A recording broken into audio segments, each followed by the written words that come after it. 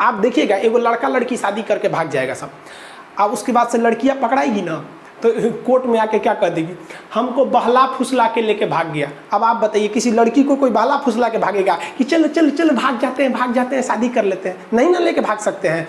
ऐसे कोई लड़की को लेके भागेगा, और देखो कौआ कौआ कौआ, अरे बहलाया फुसलाया किसको जाता है, जिसके पास बुद्धि नहीं है।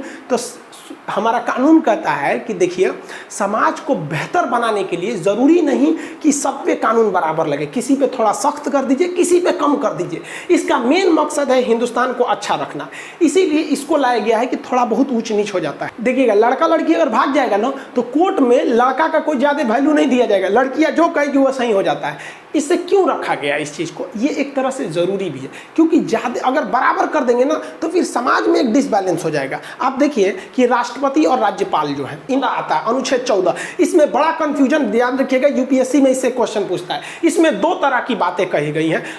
एक कहा गया है कि कानून के समक्ष समानता, यानी कानून के आगे सब बराबर है, इसीलिए कानून पे देखेंगे ना एक पट्टी लगा रहता है, औरत पे तलवार ली रहती है, तराजू कहती है कि हमारे आंख पे पट्टी है। अब तुम आगे राष्ट्रपति हो कि चपरासी हो, ऊंचे जाति के हो, दलित हो, मुस्लिम हो, जैन हो, कोई मतलब नहीं, गलती किया छपाक दे काट देंगे।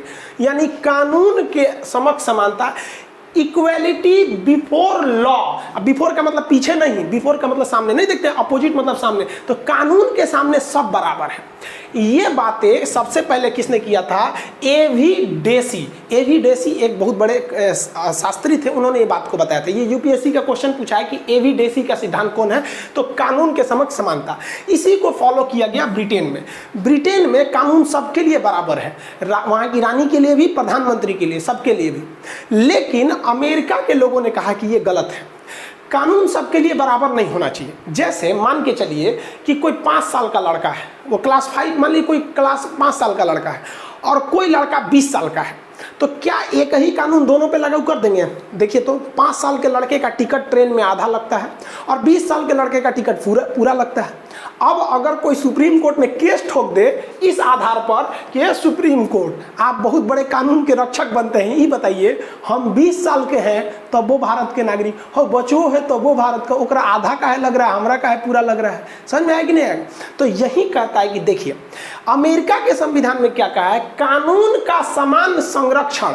यानी अगर आप बड़े हैं या छोटे हैं, अगर कोई गलती कर दिए हैं तो सजा आप दोनों को बराबर मिलेगी, लेकिन कुछ हद तक आपको अलग देखा जाएगा क्लासिफिकेशन के नाम पर। जैसे भारत में महिलाओं को फांसी नहीं लगी अभी तक, कुछ डिफ्रेंसिएशन करना ठीक है।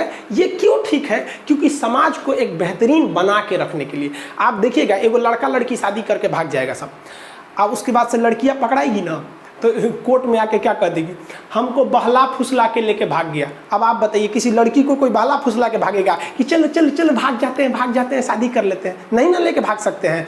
ऐसे कोई लड़की को लेके भागेगा, और देखो कौआ कौआ कौआ, अरे बहलाया फुसलाया किसको जाता है, जिसके पास बुद्धि नहीं है।